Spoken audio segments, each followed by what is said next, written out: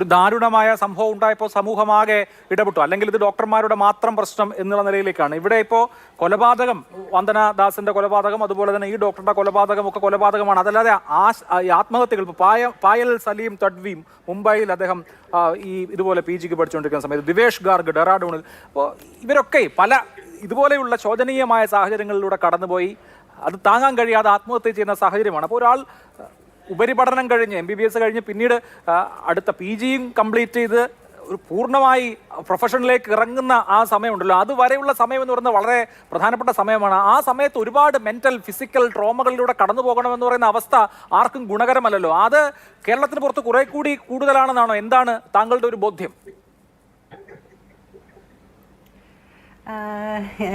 എനിക്ക് എൻ്റെ ഒരു ഭാഗ്യക്കേടിന് എനിക്ക് കേരളത്തിലല്ല കിട്ടിയിരുന്ന സീറ്റ്, എനിക്കിപ്പം ബോംബെയിലാണ് ചെയ്തുകൊണ്ടിരിക്കുന്നത്.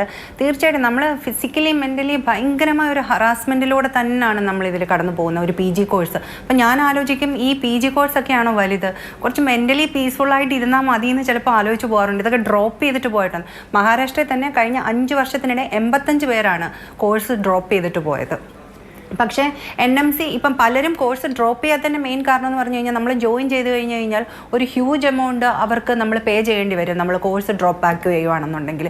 ഇതൊക്കെ ഓർത്താണ് പലരും അവിടെ സഹിച്ച് നമ്മൾ നിൽക്കുന്നത്. മെൻ്റലി അവേഴ്സോളമാണ് നമ്മുടെ ഡ്യൂട്ടികൾ വരുന്നത്.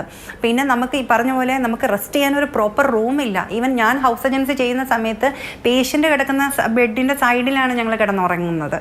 നമുക്ക് കിടന്നുറങ്ങാനൊരു റൂമില്ല, രാവിലെ എണീച്ചൊന്ന് ഫ്രഷ് ആവാനായിട്ടുള്ളൊരു റൂമില്ല, ഒന്നും ഒരു പ്രോപ്പറായിട്ട് ഒന്നും ഉണ്ടായിരുന്നില്ല. ഇപ്പോഴും അതേ അവസ്ഥ തന്നെയാണ്. ബോംബെയിലൊക്കെ അതേ അവസ്ഥകൾ തന്നെയാണ്, മിക്കവാറും ഉള്ളിടത്തും അതേ അവസ്ഥകളൊക്കെ തന്നെയാണ്. അവേഴ്സായിട്ടുള്ള ഡ്യൂട്ടി, നമ്മളൊന്ന് റെസ്റ്റ് ചെയ്യാനായിട്ട് വരാൻ പറ്റാത്തിരിക്കുന്ന ഒരവസ്ഥ.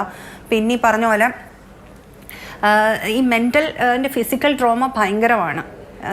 അത് നമ്മൾ അത് PG ചെയ്യുന്നവർക്ക് മാത്രമേ അതിൻ്റെ ആ ഒരു ഇൻറ്റൻസിറ്റി മനസ്സിലാവത്തുള്ളൂ. അത് ഭയങ്കരമായ ഒരു ട്രോമയിലൂടെയാണ് നമ്മൾ കടന്നു പോയിക്കൊണ്ടിരിക്കുന്നത്. അത് 3 വർഷം കഴിഞ്ഞിട്ടാണ് പിന്നെ നമ്മൾ ഒരു സീനിയർ റെസിഡൻഷിപ്പ് എന്നും പറഞ്ഞുകൊണ്ട് 1 വർഷത്തെ ഒരു ഇതുകൊണ്ടുണ്ട്. അതുകൂടെ കഴിയുമ്പോഴാണ് ശരിക്കും നമ്മൾ ഗവൺമെൻറ് സെക്ടറിലുള്ളവർ പ്രോപ്പറായിട്ട് പാസ് ഔട്ട് ആയി എന്ന് വേണമെന്നെങ്കിൽ നമ്മുടെ സർട്ടിഫിക്കറ്റ് വിട്ട് കിട്ടുന്നത്. ശരിക്കും ഇതൊക്കെ NMC ഒന്ന് കൺസിഡർ ചെയ്യേണ്ട കാര്യങ്ങളാണ്. ഇതൊക്കെ ഈ SRship നിർബന്ധമാണ്, അല്ലെങ്കിൽ ഇവർക്ക് പ്രോപ്പറായിട്ടുള്ള സെക്യൂരിറ്റി സിസ്റ്റം ഉണ്ടോ, ഇവർക്ക് പ്രോപ്പറായിട്ടുള്ള NMC പറയുന്നുണ്ട് റൂൾസ്, അവർക്ക് ഇത്ര അവേഴ്സ് ഡ്യൂട്ടി കൊടുക്കാവൂ, അല്ലെങ്കിൽ പെർ ഇയർ ഇത്ര CL ഉണ്ടെന്നൊക്കെ പറയും. പക്ഷേ ഇതൊന്നും നമുക്ക് അനുവദിച്ച് കിട്ടാറേ ഇല്ല. നമ്മൾ ലീവ് ചോദിക്കുമ്പം നമുക്ക് അങ്ങനെയൊന്നും ഇല്ല എന്നാണ് അവർ പറയുന്നത്. നിങ്ങൾ 24/7 എന്നാണ് പറയുന്നത്. ഇതൊക്കെ മാറേണ്ട കാലമായിരിക്കുന്നു. തീർച്ചയായും അത്